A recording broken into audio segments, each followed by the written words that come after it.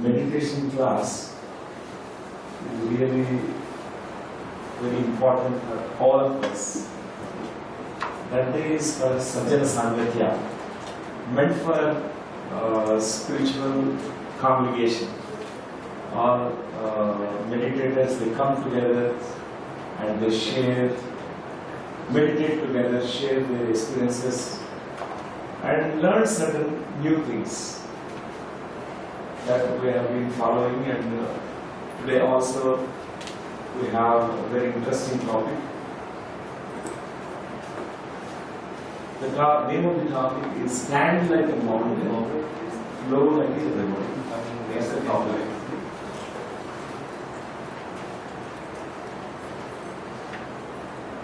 How to stand like a mountain, flow like a river? How to become a mountain? How to be like a river? It's a metaphor. We should not take it in the literal sense. We become like a big mountain. We become fat and huge like a mountain. Here, the concept here is not about gaining weight like a mountain or watery, fluidy, and just like a water, but we take it in a symbolic fashion. So I see today many new people here in the center, and I welcome you all on the new person. Welcome to all new people. It's very good. Yeah. Yes. So many of you I met. I see many familiar faces here. So friends, mountains always are attractive, very attractive. All mountains, right? Everyone wants to climb mountains, including goats. Goats are more attractive. They always challenged by mountains, and even it challenges us. So if you look at all the mountain tops, you find there is a shrine built there, a temple built there, or an ashram is there, a guru sits there. When Ramana Maharshi, first time he had an experience of his own self-realization, then he could not go into college and school. He said bye-bye to college and school. He was only 8-year-old child, and he said, I will go to the mountains. He went, sat on the Arunachala mountain in the caves. In the mountain, the beauty of the mountain is that there are caves where it is meant for sadhana, practice. He has done a lot of practice of meditation there. Whatever that he has realized as a glimpse, he has fully experienced about his own self. And it is said that Jesus Christ, went on to top mountain and fasted for 40 days. All masters, they either go to mountains or go to forests. These are the two places that we find very interesting. They meditate there. So all the mountains, they represent something very important metaphorically, spiritual sense, metaphysical sense. Like it represents our pure potentiality as a human being, reaching to the top. It's not literally climbing the mountain you will really awaken your potential, but it's a symbolism. It's like a pyramid. All mountains are there, they have a wide base, and as it reaches to the top, it is actually a pyramid. It forms a pyramidal energy. You reach to top and peak of the mountain, you find very less thoughts in your mind. All the craziness of your mind is lost there because the pure oxygen, pure air, no contamination of the thoughts, no thought pollution, no even pollution of the atmosphere there, very pure. When you come back to the lowlands, When you come back to mountain, down valley and come into the city and town, you find all the pollution there. That's why all the ashram, all the sadhaks, practitioners of meditation, they always are attracted to the mountains. They don't want to just live there on the lowlands. They want to live on the highlands. Reach to the top, meditate there. So, my experience with mountains are so many. From childhood, they have been attracting me. Whenever I climb a mountain, reach to the top and meditate there, I find it's very deep, profound experience. It's for everyone. It's not only for me. It's for everyone. So, friends, today we'll look into this topic. Stand like a mountain, flow like a river. There is a certain wisdom that is offered by mountains. And also wisdom is offered by a river. All our ancient scriptures, they speak in this metaphorical language. Particularly if you open Chinese scriptures, you find Lao Tzu in his great teachings through Tao Te Ching. He uses a lot of symbols of this water and the mountains and the sky. A lot about these metaphors are used to convey a certain meaning. A truth can be conveyed through metaphors much easily. So, mountain has certain wisdom, friends. A deep wisdom is presented to us. So, what is the wisdom of the mountain? When we are living in the lowlands with all people, here there is a lot of pollution, a lot of contamination. There is so much that entanglements that happen here. A lot of times we drain our energies here in the lowlands. That's why we need to at least go to the top of the mountains, rest for a while, relax, meditate, and come back on receiving some inspirations from the mountain. We can actually make mountains our gurus. They're the best gurus. More than the physical gurus, best is we make a river as our guru and a mountain as our guru. We learn so many things.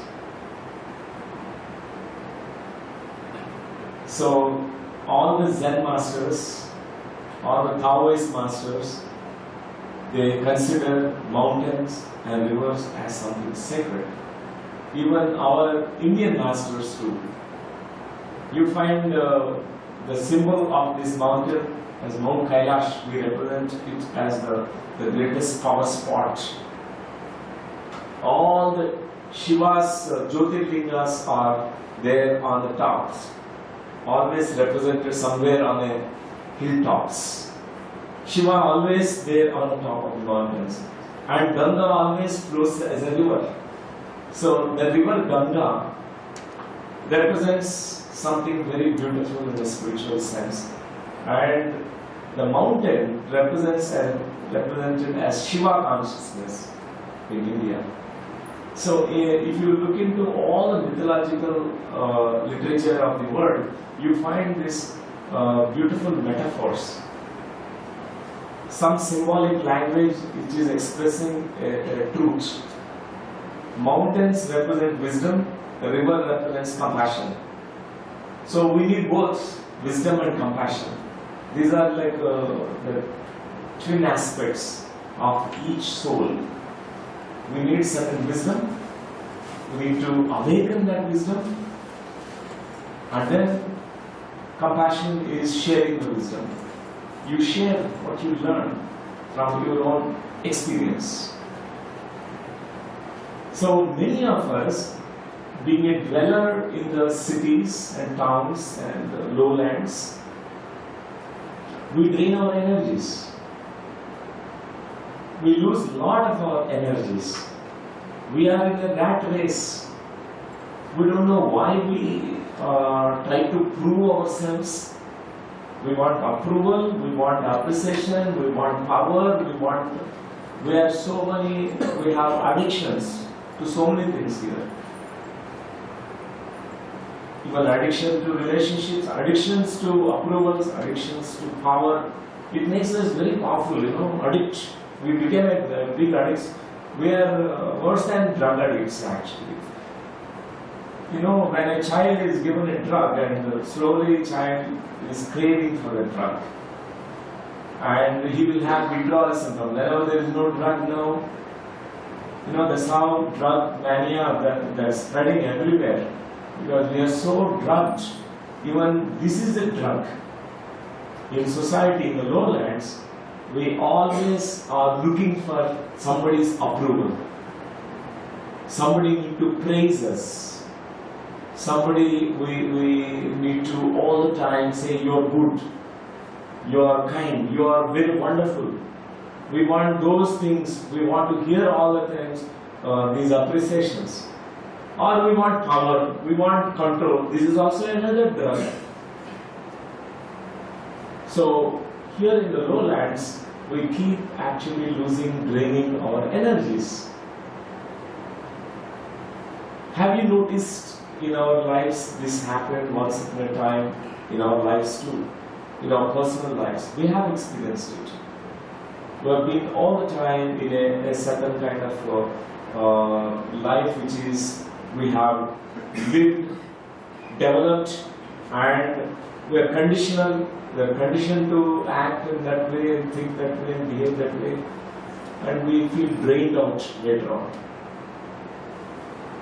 So mountains are inspirational to us. They are telling us that certain wisdom that I offer to you, take this wisdom. First thing is we need to become aware of our feelings. The first step. Feelings are beautiful indicators, not emotions. We become emotional. In the emotional outburst, we don't have any awareness, and in the anger and all that, we'll emote. That emotional outburst is so strong. That's different. Feeling, when you can recognize, start noticing your feelings, then you will really can do something very beautiful. So for example, you feel that you are not feeling so good in you. You notice it. Oh, I'm not feeling good. Otherwise, mostly, even though you are not feeling good, you don't know that you are not feeling good. Even though you are sad, you don't recognize that sadness that's there in you. We have not yet diagnosed because our awareness levels are not fully developed. So mountains make us actually become aware of our own feeling center, feelings. What am I feeling this very moment? Am I happy? Am I feeling sad? What am I feeling right now? The wisdom of mountains saying that the second thing is after noticing feelings, you stop identifying with that feeling. Don't identify with that feeling. For example, you say, I am gloomy, I am sad. Instead say, sadness is there, gloominess is there, or happiness is there. It's not that I, which is joined with the feeling, then you are attached, that your consciousness is now entangled with that feeling. You are not the feelings. You are not at all the feelings. You are a witness to your feelings. So this is the second step that we can do. Start looking at feelings and witness them as separate from you. Because feelings are not you. For example, one table is there, and you hit the table. It's paining. Generally what we do, when the pain comes, oh this table hurt me badly, and we cry. Our mother sees when we are children. Mother goes and hits the table. Shh, you hurt my child, and the child feels happy. We think my pain, cause of my pain is the table, and later on, the cause of my pain, any pain that you experience is because of outside people. Oh, this fellow, that fellow. So, this is very important that we need to know your feelings and are very personal, your inside, but reality is different. Generally, we are entangled with these two things. We think the causal pain is something outside of us. We don't take the ownership of these feelings, why they are there and what they are conveying to us. And the mountains also are offering to us, look at that consciousness inside you, which is free from all that outside reality. That is what is Shiva consciousness, or whatever Christ consciousness, or Tao consciousness, or Zen consciousness, whatever names that we give it to, it is the same. Your consciousness is separate from these outer things. So friends, look at what is blocking you in your life, what is troubling you in your life, what is actually making some kind of matrix around you which you are trapped inside that matrix. You go on living in the same kind of conditional way. We can go to the mountains. May not be literally, but take the wisdom of mountains. So, life that we live here is symbolically represented by this mountain and river as horizontality and verticality. Mountains are vertical. All rivers are horizontal. What is this verticality of the mountain represents? It represents your consciousness which can actually awaken. It is the consciousness which is sleeping so far, which is now, you have said, I now open my eyes from my deep slumber, sleep. You are awake to your consciousness. You realize that you are such gigantic consciousness. You are non-linear. If you look at the mountain, you find such beauty, wilderness there. Everywhere there is twists and turns, and it's completely non-linear. It's mystical. Mountain is full of mystery. What grows on the mountains, we don't know. We just trek someday on a mountain. There is no path, but you are finding your own path. You are climbing rock by rock, identifying different trees, and you're trying to reach to the top of the mountain. You find many mysteries. You'll be so totally mystified about it. It represents our entire consciousness. In the same sense, when we start meditating, we realize many mysteries of our consciousness which are revealed to us. There are hidden mysteries in our soul which you will start realizing it. This Sthula Sharir, we are so identified that Sukshma Sharir or a Linga Sharir, which we have some subtle body inside us, we don't know about it. It's deep mystery. A meditator comes to know about this Sukshma Sharir, Karan Sharir, Mahakaran Sharir. So we find that a big mountain consciousness inside us, a big mountain is there. It's called verticality. In a very simple words, mountains are symbolically representing to us spiritual growth that is possible for all of us. So each one of us are actually waiting to know about our own soul, or to know about beautiful consciousness, which is like a big mountain, then the horizontality opens in us. Horizontality is a river. Horizontality, the life is there in the horizontality too, not only verticality. It is also a flowing river. You find that Ganga Mata, the river Ganga, it's beautiful. Everyone is so drawn towards all the rivers. We go to Godavari, we go to Krishna, Kaveri, everywhere there is a river. Can you stop yourself taking a dip into it? No, you want to go and jump into the river. Why? Because it's very inspirational. All rivers inspire us. There is life there. Can you think about the life forms without water here on the planet? No water, no life. All the civilizations developed because of these big rivers. Big rivers around that towns, cities, everything develops around the rivers, around the water bodies. Water has something very, very beautiful. So, mountain and river represents verticality and horizontality. These are the two dimensions of life. More you vertically grow as a mountain consciousness, more you flow as a river in your horizontality, in your life.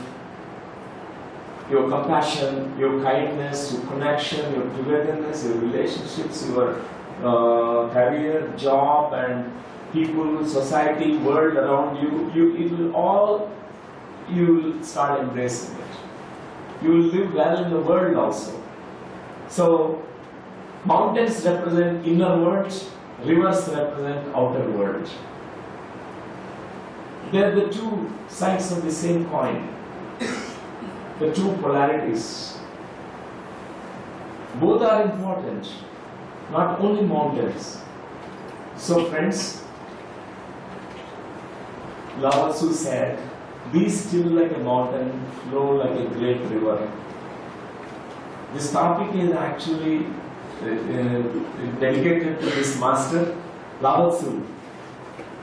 Such a great master. He is forever inside our hearts and souls. Whenever we just read one word, one sentence from Lao Tzu, immediately we are transported into a different world, different dimension. Be still like a mountain, flow like a great river. What a wise words they are. We start talking about the same thing. It's talking about like a mountain consciousness. When you think about the mountain, you get these kind of impressions in your mind's eye. Inner images comes to you. Like mountain is strong. You can be so unshakable, unwavering, strong, young energy. Mountain represents all that. And also mountain also represents your deep innate wisdom that's there inside you. What is the river represents to you? When you think about the river represents a flow. You flow. Mountain is like standing still. River flows. Any river which is not flowing, can you tell me? It's the nature of the river which always flows. Because that's why in the metaphysical literature, all the waters, rivers, they represent love, compassion. It always flows. If you enter into a room, there is a light, diya is there, one light is there, lamp is there. The lamp will not think, this is a bad person, I will not give light to him. I will give light to only good people. Can it discriminate? Is doing something like that? Is sharing its light to all people, whether good or bad people. The same thing with flowers, fragrances, which is shared by. So even river, it will not judge you. If you go to river, good people, bad people, everyone, it shares its love. So love has this quality which is called unconditional. It will not say, I will not love you because you are a bad person. Even though you are bad or good or doesn't matter, but my quality of my soul is loving nature. I have compassion. That's the river nature of us. Flow like a river. This is the words from Lao Tzu. Why he kept quiet? He did not keep quiet. When he was realized, master, such a great master, Lao Tzu, he did not stay like a mountain. He flowed like a river also. Why? Because of compassion. Even though there is so much resistance to him to write a book, he said, if I write a book, I will know that they will distort the information, they will make me a god, they will forget about the words forget about what I am trying to convey. Instead, they start chanting the words only. Only chants remains, but words meaning disappears. He knew about this. We only know it as a code. What is the wisdom behind the words? Wisdom which is really expressed through these simple words. The Lao Tzu is here in these words. Be still like a mountain, flow like a great river. He is talking from his very deep experience.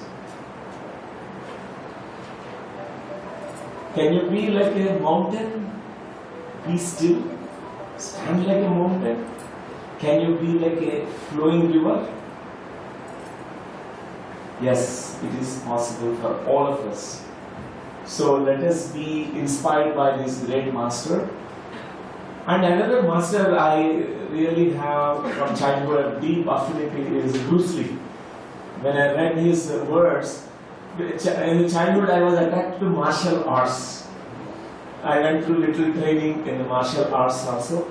And initially it is for hitting my classmates in the school because they are bullying me, so I had to grow strong. But later I understood the deep principles in martial arts. Bruce Lee's words, these are the words: empty your mind, be formless, shapeless like water. If you put water into a cup, it becomes the cup. You put water into a bottle and it becomes the bottle. You put it in a teapot, it becomes the teapot. Now water can flow or it can crash. Be water, my friend. Bruce Lee. In martial arts, if you are not like a water, you will be a loser. You have to be very fluid. You have to just flow. Your consciousness needs to flow. Then there is even effortless effort that comes like a water. Water is effortless. It's a flow. It's a surrender. You are not fighting with your enemy. Initially, you are actually even giving place in your heart for the enemy also. You love your enemy also. You become water. You become that person also. Then you know exactly. Even a small movement, the energy goes and hits the person. It is not to kill the person, but to stop the person from attacking you. So, let us draw some inspiration from this master Bruce Lee. And all martial arts has a very deep roots in this wisdom of Taoist masters, the Zen masters. It's totally about training, about awareness. Be more aware of your own self. So friends, so water is telling us to be effortless. Put your effort, but let it be effortless effort. There's a beautiful word used in Chinese language, wu wei or mei wu wei. Wu wei is pathless path or effortless effort. It is always they speak in paradoxes, but such a great truth is expressed through these words. It's called doing in non-doing, action in non-action. From your emptiness, you do a little action that has a very profound impact. From your stillness, from your center of stillness, you act from there. It has much more far deep consequences. It is very deep, profound impact will be there. This is called wu wei, effortless effort, which comes from your stillness.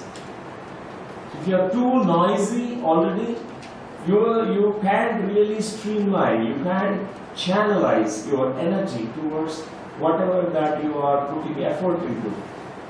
You are already scattered in your mind, 1001 things. So, for example, you want to reach to your enlightenment. Wu wei principle we need to use. You put otherwise a lot of effort, but your mind is already occupied in 1001 things. Is it possible?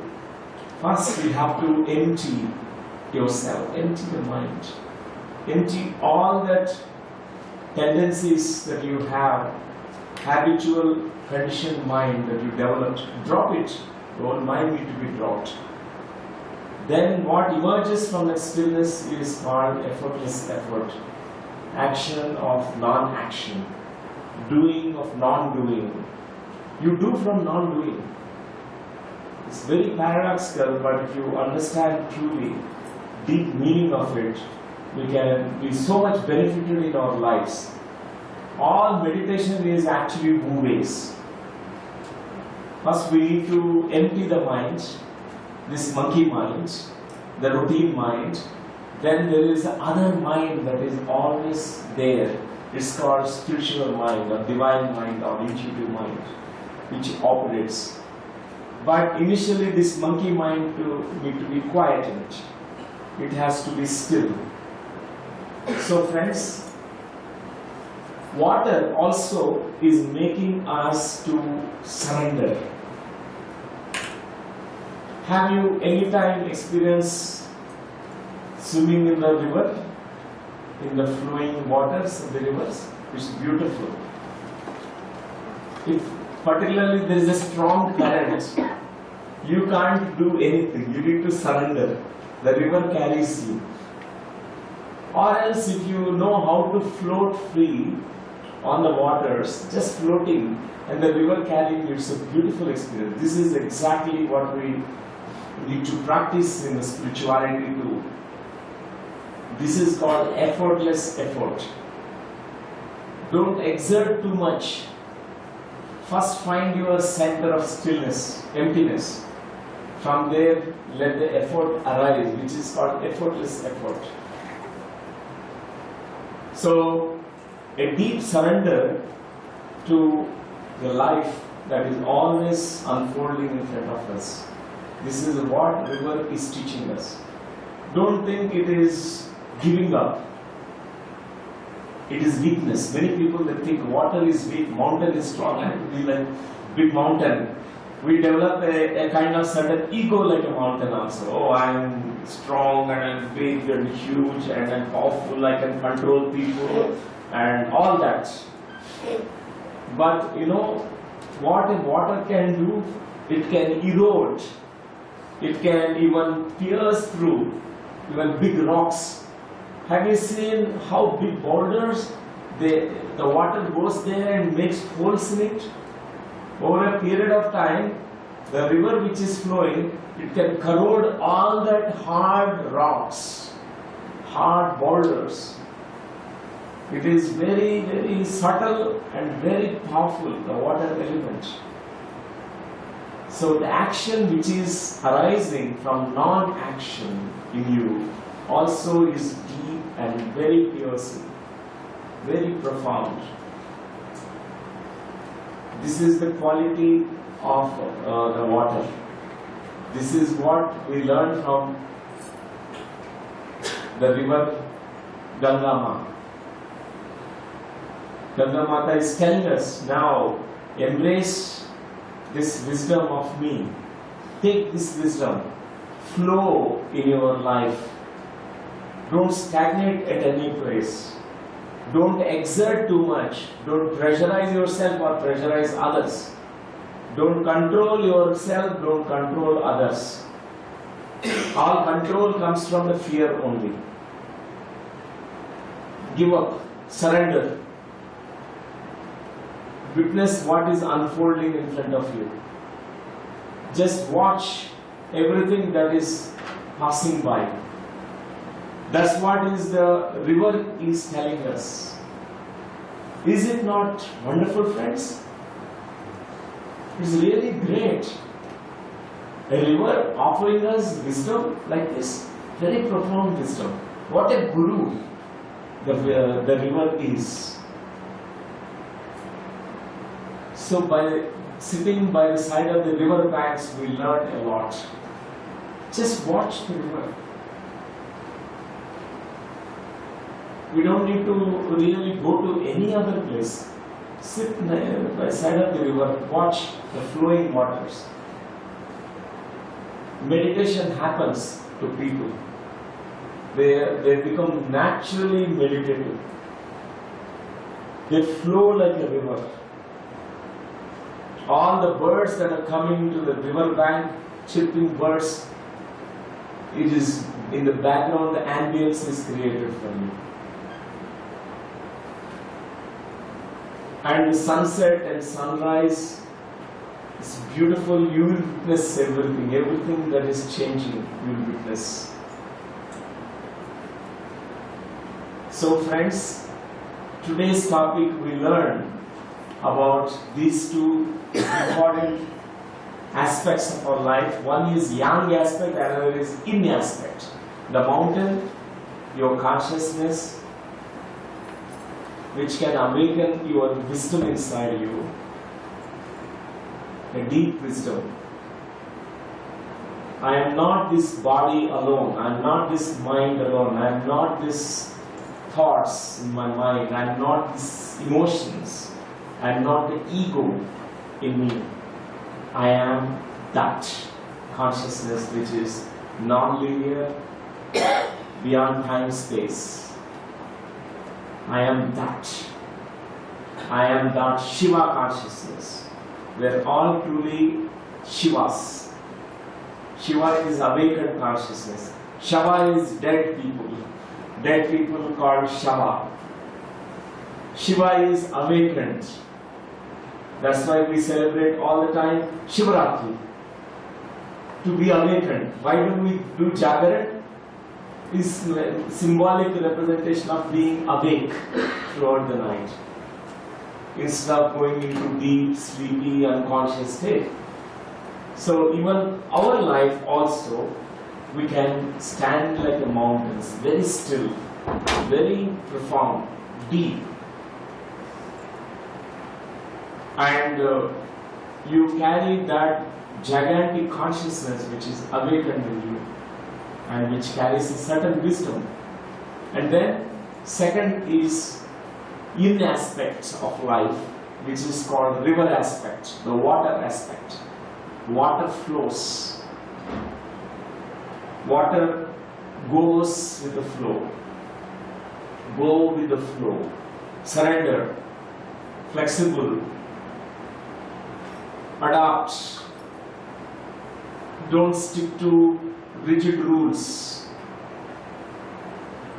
or morality, this good and bads. Water says flow like a river. It takes you forward. The bigger context, there is no good and bad. There is no good and bad. In the smaller context, there is good and bad. We always judge. This is good behavior, this is wrong behavior. This is good, this is bad.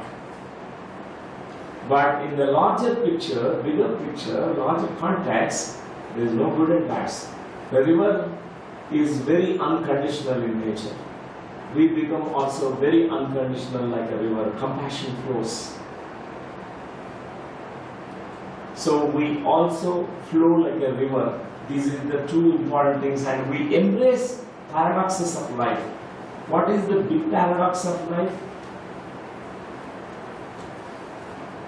This or that, here or there. Always we have these paradoxes.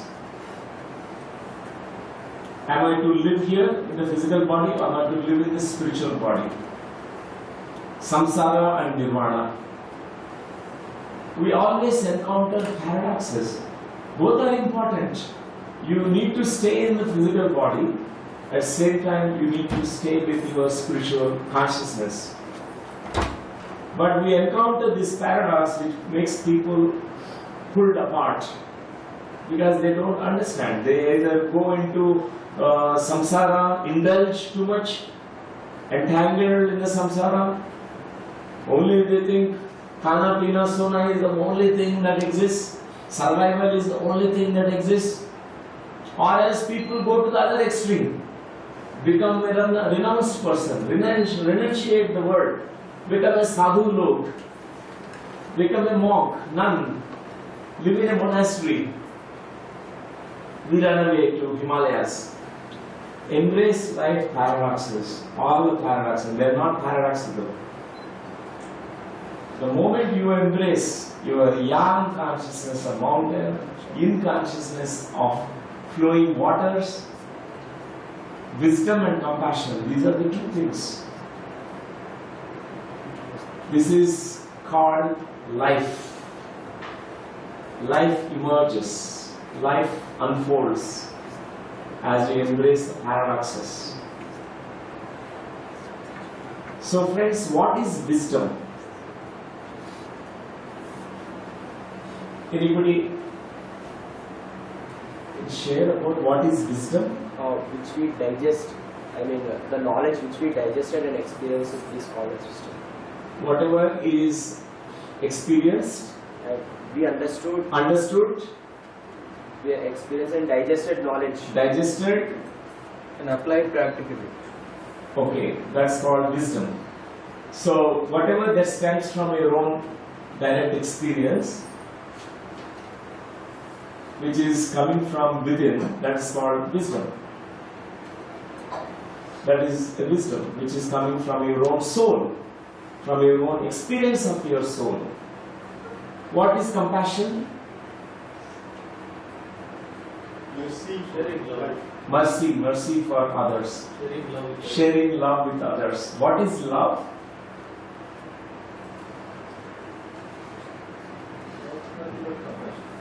What is compassion? So, actually, wisdom and compassion are the two aspects of the same, consciousness. One is wisdom. Consciousness has wisdom inherently present. Consciousness has compassion in it. So, wisdom is your own experience of your soul, where you understand, you also bring out into your life as practical living. You live that wisdom here. That is what we call it as a wisdom, living wisdom. Whereas compassion is whatever wisdom you have, you share it with others. That's called compassion. And there is a beautiful book written by Scott Peck. The name of the book is The Roadless Traveled.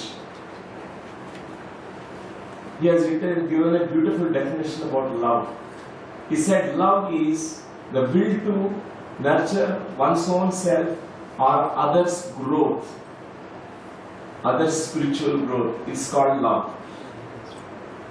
Your own self or others' growth. If you have the will to nurture that, that's called love. Love always says, I share with you, I share. First you initially share with your own self. You put all your effort. Meditation is an act of loving your own self. If you love yourself, care for yourself, compassionate towards yourself, you will meditate. If you are compassionate for others, you will share. You can't keep quiet. Lao Tzu did not keep quiet. He has written a book. Let this knowledge, experience of me can reach out a lot of people. Buddha did not keep quiet. Christ did not keep quiet. They started moving around, sharing with people. That's compassion of them. Bird has two wings. With one wing it can't fly. The one wing of the bird is called wisdom. The other wing is called compassion. We need to constantly expand our wisdom, deepen our wisdom, and constantly we need to update, learn, relearn new things, not only from your own soul but others also. This is called wisdom. We also need to be constantly compassionate, constantly share, teach, offer from your experience, whatever that experience that you had, share with others. This is called compassion. So mountain is telling us today, be wise like me, be still, find your center, be empty, and you will find your deep potential which gets awakened. You are very huge. You think you are a very little being, a tiny being, but you have infinite consciousness. Then the river represents the compassion, which says whatever that you know, to that whatever extent that you know, offer it, share it. If you know ABCD, offer ABCD. Today you learned ABCD. Don't keep quiet. Don't think that I only know ABCD. Go and share ABCD. I learned today ABCD.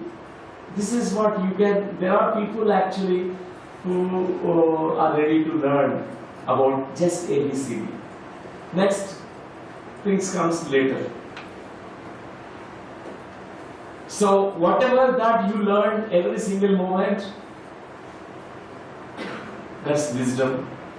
And every single moment, whatever you learn, you share. This is called compassion, karuna. Compassion, be compassionate.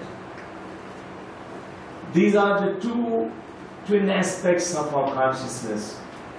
A person flies like a bird with two wings. If you have wisdom and compassion, we can soar so high, reach such high places.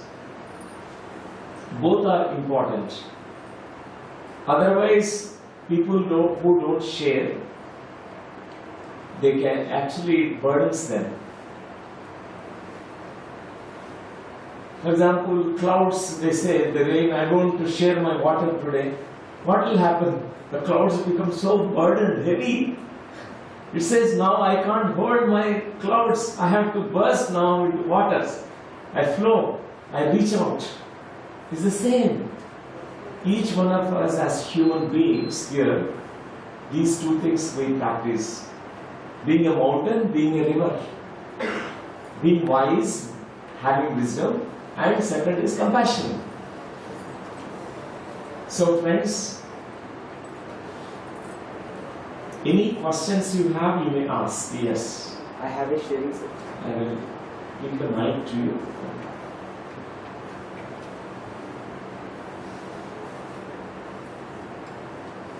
Just tap on it. I will say it. Okay, battery is. It's alright. Can you speak loudly? Yeah. So that everyone can hear. Yeah. Even the stagnated water also smells. So we have to share. Even if we open in a closed door, a closed room, if you open only one window, the air will not flow. So alternatively, on the opposite side, somewhere we have to open another window or a door so that air flows. So in the Flow is important. Flow is important. Stagnation, it stinks. Yes. That's why compassion always flows. And that's why, as we grow in our wisdom, in our experience of life, we can't stop ourselves not sharing. It's so natural phenomena that it flows out. We always share. Thank you, Kiran. Yes. After. Let's say, for example, there is a drop of water, Yeah. a drop of oil. If you mix them together, they won't combine. Yes. They wouldn't mix, right? Yes. So let's consider a drop of oil in a glass of water. Yes. The drop of oil doesn't have an opportunity to grow, but the water has an opportunity to grow because there is surrounding humidity, there is rain, there is potential morning dew, right? But the oil doesn't get a source of growth. Considering this example, let's say there's a human being in a place where he doesn't have the opportunity for growth. What would you suggest? Okay. So, always life existence gives opportunities equally to all, even though we may think otherwise, that there are no opportunities for some people, but everyone is given opportunities for growth. I'm not talking about the material growth, I'm talking about the spiritual growth. Because the material growth comes later. Spiritual growth is much more fundamental and primary. So, for example, somebody who is living in a far away remote place, they don't have access to wisdom of these Chinese masters or Indian masters or any master. Neither literature nor gurus teaching or libraries, nothing is existing. What happens to this person? How this person can grow and learn? What is the opportunity for the growth? Opportunities comes through mysterious ways, through nature. The sky becomes the teacher. The river becomes the teacher. The wind becomes the teacher. And it's much easier for those who live in faraway places where there are no access to some resources which provide some growth for them. Those people will grow much rapidly because they learn directly from the nature. So we find that it's a limited viewpoint that we see sometimes. Opportunities are not there for not many people. How this person can learn meditation, because if we are living in a town or a city or where there is a meditation center, it is possible. But what about many millions of people, billions of people? How can they learn? Existence is giving equal opportunities through different ways. The teacher can come in many ways. The growth can occur to many people in different ways. When a student is ready, master will appear. That is for sure. Our readiness is important. Lao Tzu has no teacher at all. It's very interesting that one day he was living, just going in a forest, walking in a forest. He saw a dead leaf from the tree falling down. And he understood the entire life, entire spirituality itself. Just dropping of dead leaf, he understood many things because he is so ready. Our readiness, we see even a small thing can inspire you. Otherwise, even though many people have all the opportunities of growth, but still they don't grow. Why it is so? Because they are not yet ready. The readiness is when once a person is having this basic quest about who am I? Why am I here? What is my purpose? What is this life? What is this existence? What is this universe? How these are all interconnected? What's happening here? This is called basic quest. Quest begins for everyone. Everyone has this thirst for knowing the unknown. So the opportunities are equally there, everyone. The readiness is very important. So the oil also can grow. It has a very different way of growth. Maybe not like a water, but this oil has its own chemical reactions to its own process of growth which unfolds on its own. Yes. And this source or all that is, which is embracing everything and everything is part of this all that is not partial. Everything that belongs to all that is equally, it is holding or giving equal share of this compassion or love or grace or blessing to whatever names that we give it to.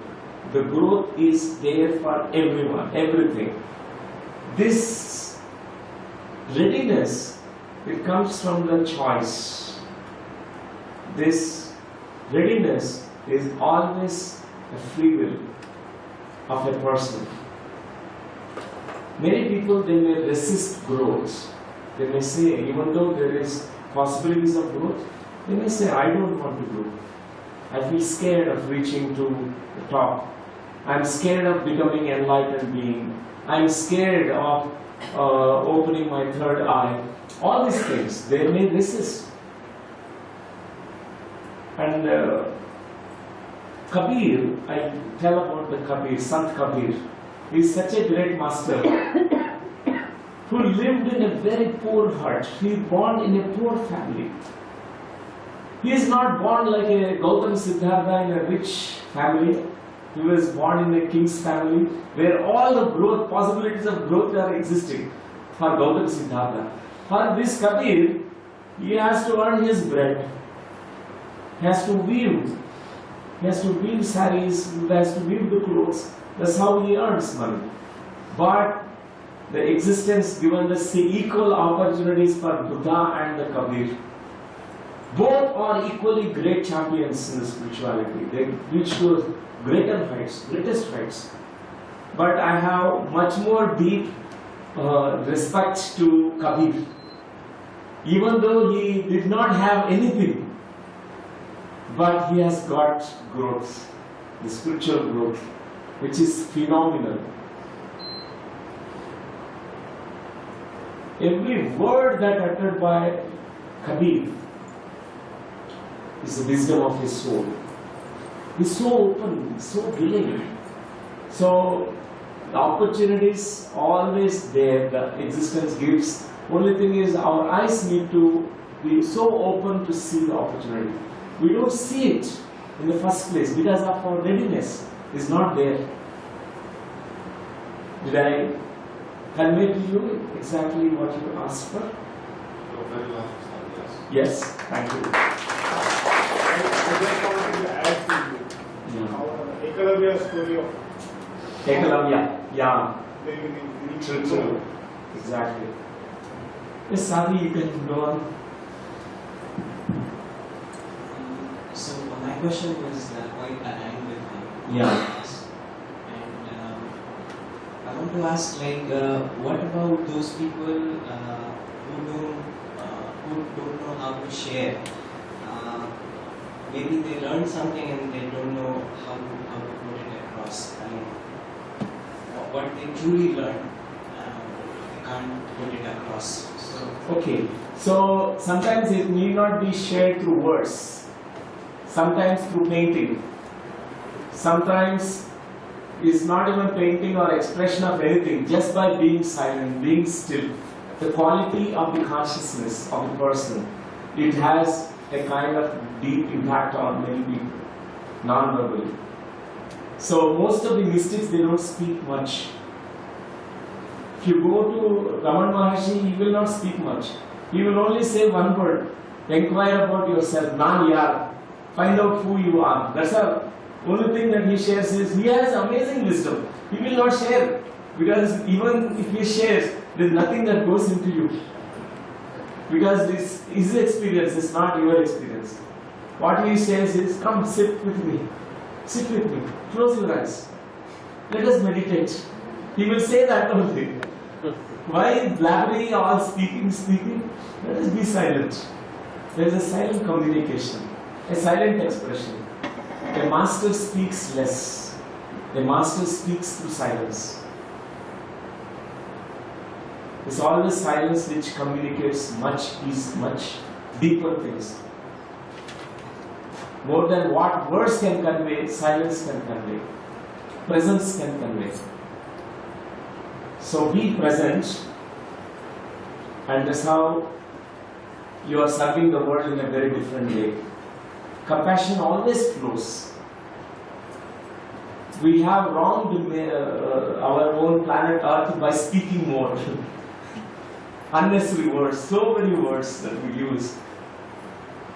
Actually, more we are silent and we communicate in a very different way to all the beings around us. It finds its own way of actually reaching out these vibrations of people. Yeah. Thank you. You can listen to my mic. I would like to ask in respect of my experience. Yes. From the beginning, I have an intention to share whatever I know. As you said, ABC. Initially, I had the idea that whenever I know everything, then let us share. After reading Sri M's book, I started sharing. There, he says that you can share if you know A, you can share. But in practical life, what I am facing is, when I came here, I take out the books and distribute to a closed circuit and take the CDs and distribute. But most of the people, most of the very close friends also, they start looking at me in different way. Oh, where this fellow is going? Why he always wants to do something towards us? And when I go and ask, where is the CD? Show me, are you listening or are you meditating? To my surprise, a very close friend and very disciplined person, they could not find the CD. Oh. They have kept somewhere, they didn't listen even once. And it is not even in the box. I think they are not ready. Initially I was little angry. I have spent a lot of money and I distribute a lot of books actually. That's my beginning. I tell, if I have 1 hour to chat, I will tell half an hour to tell the same thing. But the looks towards me is in different fashion. Behind me they are telling something. Why Raman Kumar is becoming this way, he is going that other path. Sometimes when they go to my wife, they say, please take care of Mr. Raman Kumar, he is going in the other direction. Will you please tell me how to balance so that our external ego or external personality that doesn't affect, and at the same time we will influence or pull them towards the right path. Yeah. So, first of all, thank you for the question. Here, I'll give you one image that emerged in my mind's eye when you were speaking about this situation that you are encountering. A pig, Varahamurti, pig is there. That pig you are keeping on one side, paneer ka water. All the nice aromas, fragrances, nice bath pool you prepared. You are so compassionate for the pig. Pig, come and take bath in this paneer water. These aromas, nice salts. Other dirty pool is there, cesspool, dirty pool. And pig is brought there. There it goes. Naturally. Only one day the pig will remember. Pig will be so ready. Oh, let me take bath here. Let me plunge into this. This fellow has prepared for me something very, very beautiful. There must be something here. Let me experience. Many people, they don't venture into the new experience. They're drawn to all the time old.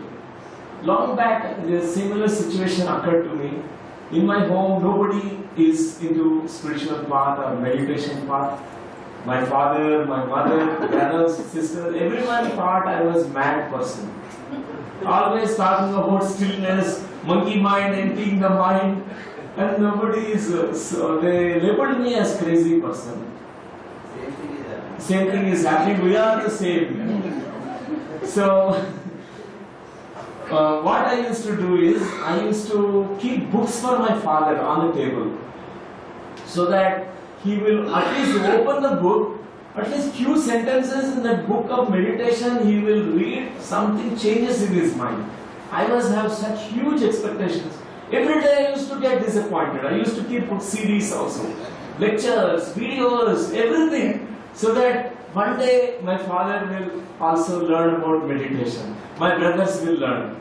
But nobody learned. Almost I waited for 15 years. Then I given up. I tried my level best.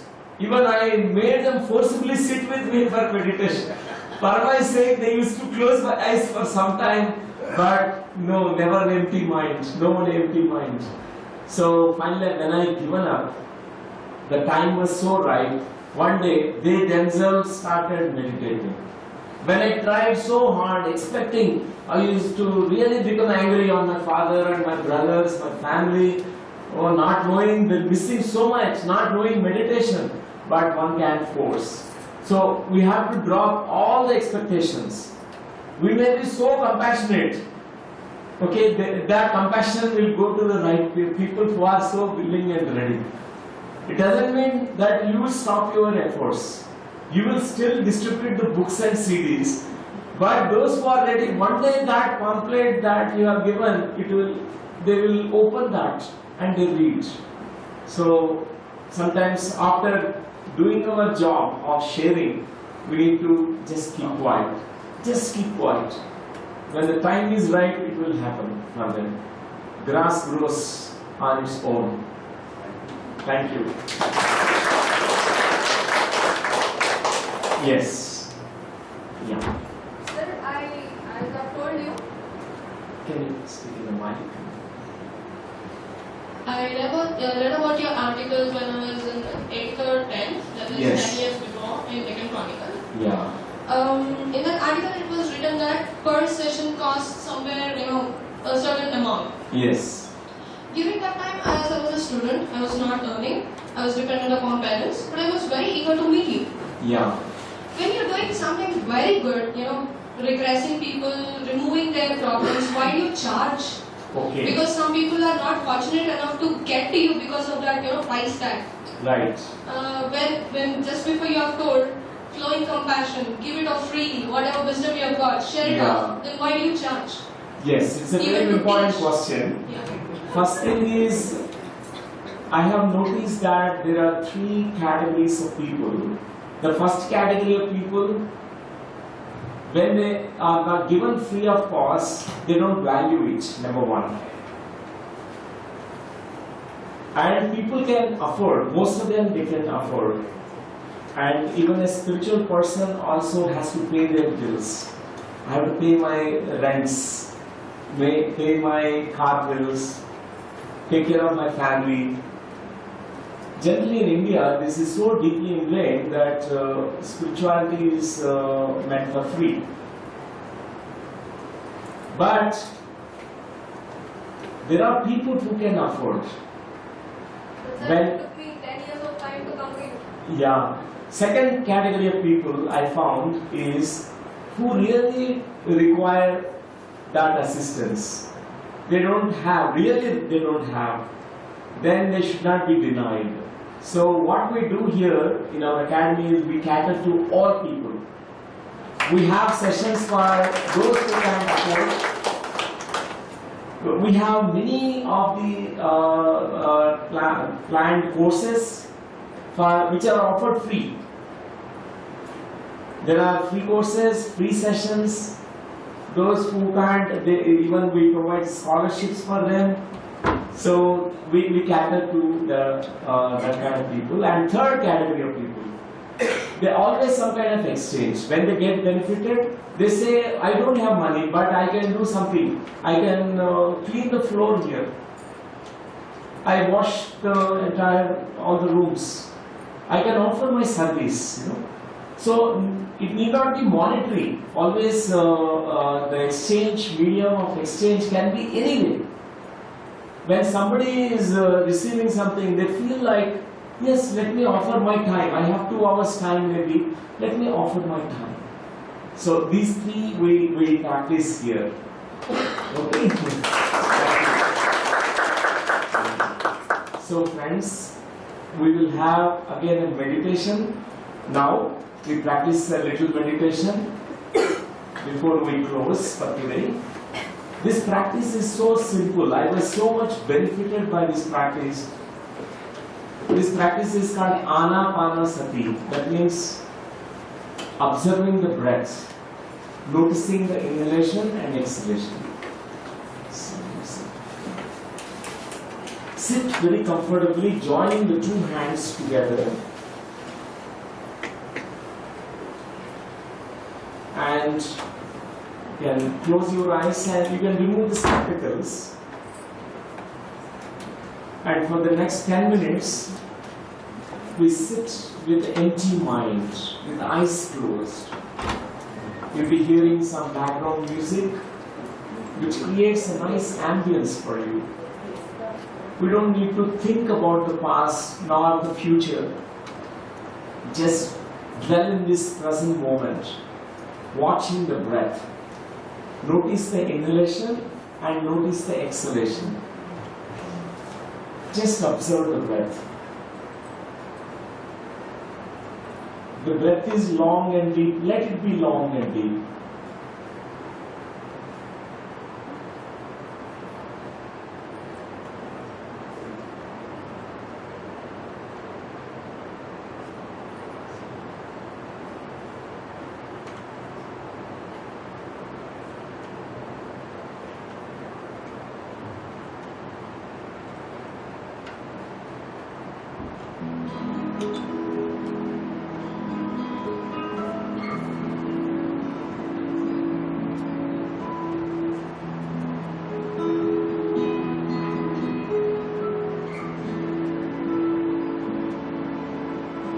We don't need to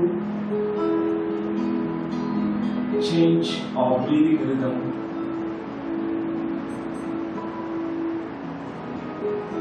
Just watch the breath.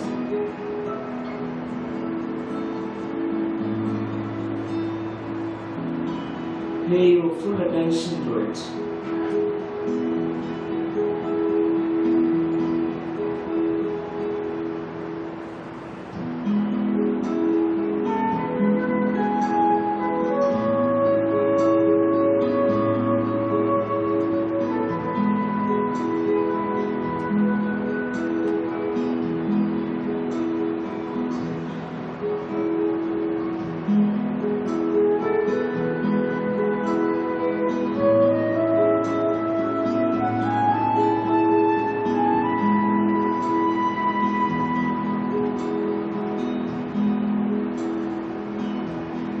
Totally relax the body, relax your mind. Nothing to worry about, nothing to be tensed about.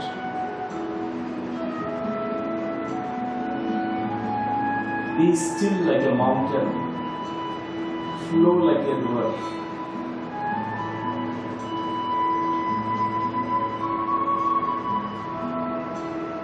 If the thoughts are coming into the mind is wandering here and there. Notice it. Witness that mind which is going here and there. Withdraw your attention from that thoughts which are going on inside the head. Return to your breath. Watch the breath.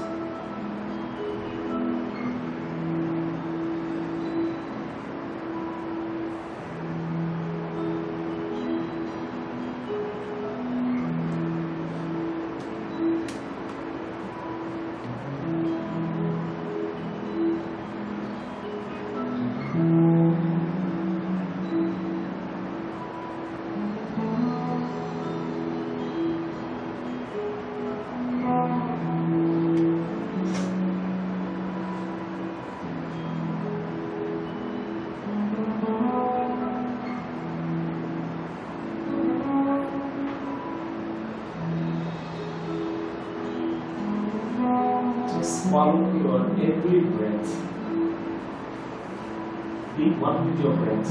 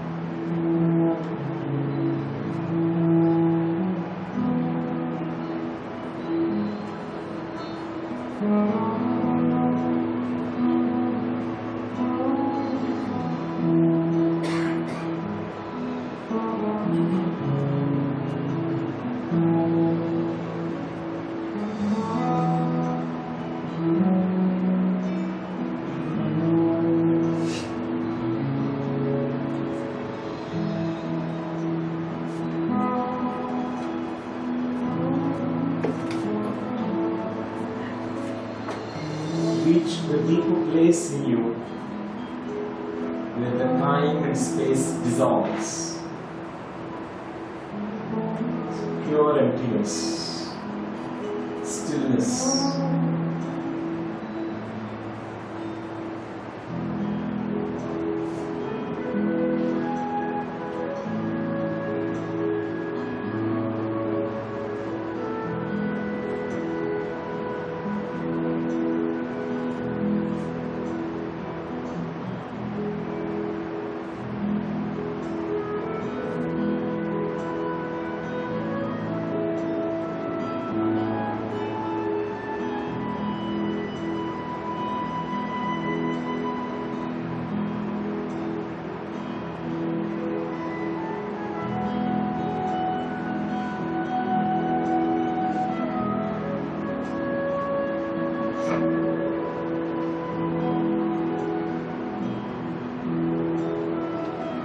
Forwards.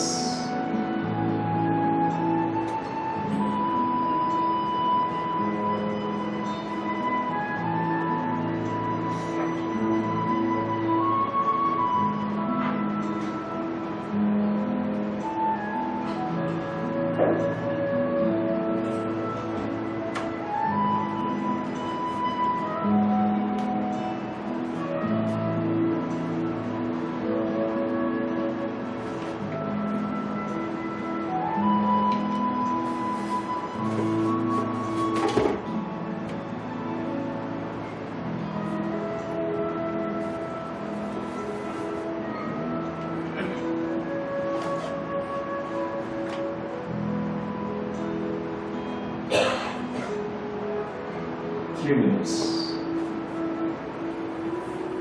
Doing nothing.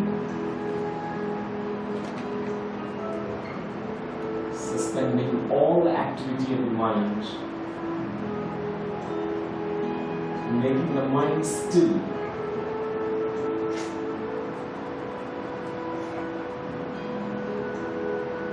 Being here and now, this very moment. Last 2 minutes. Just be.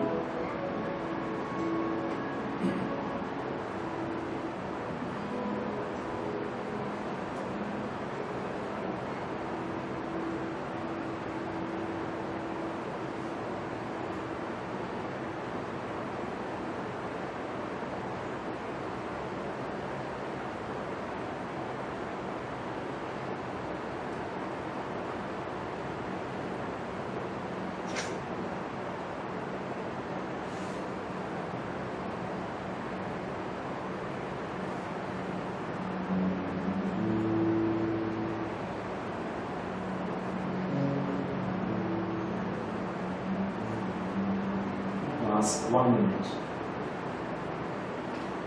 Mindfulness of breathing. Totally be present in this moment, now and here.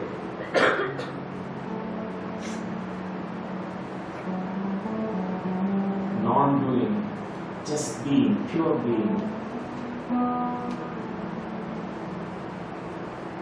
Watching the breath, watching the stillness. 30 seconds.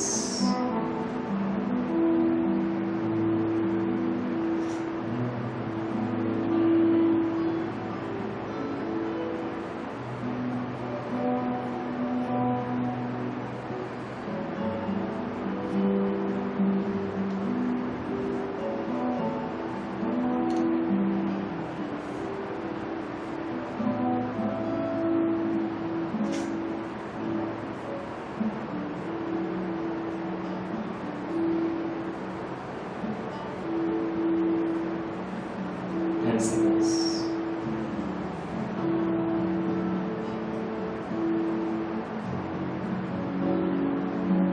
5,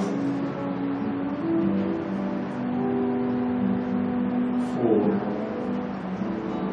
3, 2, 1, 0.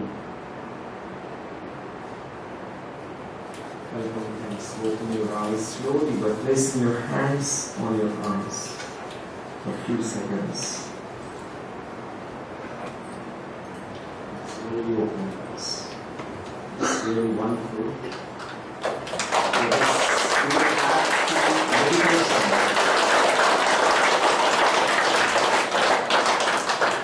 So friends,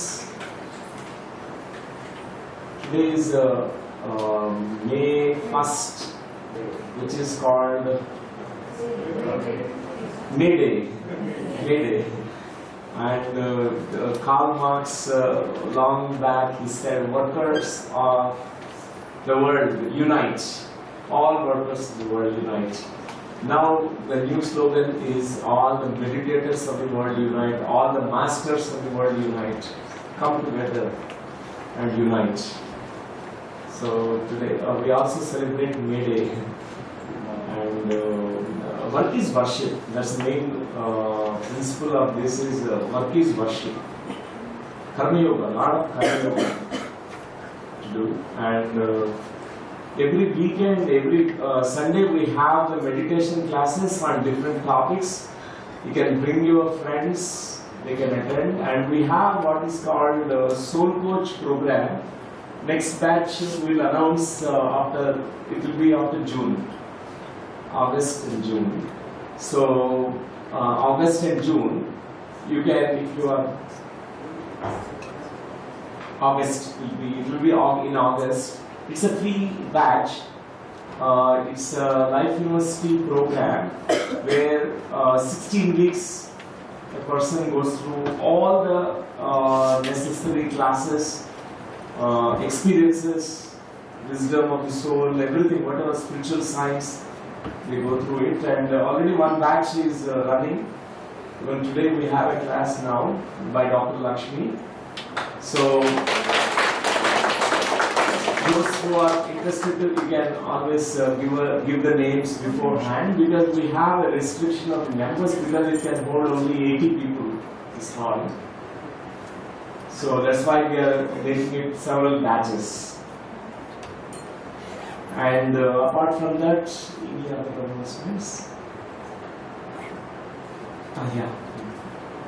Next Sunday class is there by Dr. Newton. Same time 8 to 10 on play of duality and non-duality. So there is Little Buddha's program for children on 3rd May. It's also a free program. Free program. 3rd May evening 4 to 7. If you want to bring your children, this group between 5 to 11, you can just give your names or members to people who are there. And also there is a parenting class, class on conscious parenting by Dr. Newton on 8th May evening. 5 to 8, 6 to 8. And this Soul Coach training program, Life University is offering for the free of cost. Someone asked why charge. So for the past 6 years, Life University has trained more than 1,000 masters in spiritual science. So more than 10 years spreading the wisdom throughout the globe for more than 25 years. So it's like, you know, in Soul Coach training program, we give soul science tools and spiritual science tools and life sciences. You know, many topics are there on how to balance our emotions, how to think focus. You know, many tools and techniques will be given that is free of cost. So those who are really interested, those who are ready, can join the training program. Thank you, friends. Thank you so much. Thank you.